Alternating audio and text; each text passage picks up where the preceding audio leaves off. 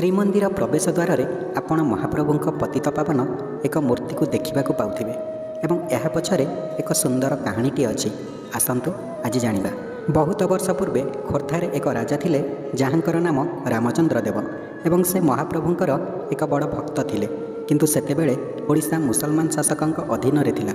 ମୁସଲମାନ ଶାସକ ତକିକ୍ ଖାନ୍ ରାଜାଙ୍କୁ ପରାସ୍ତ କରି ତାଙ୍କ ଆଗରେ ଏକ ସର୍ତ୍ତ ରଖିଥିଲେ ଯେ ଯଦି ତୁମେ ମୋ ଝିଅ ରଜିଆକୁ ବିବାହ କରିବ ତାହେଲେ ମୁଁ ଶ୍ରୀମନ୍ଦିର ଉପରେ ଆକ୍ରମଣ କରିବି ନାହିଁ।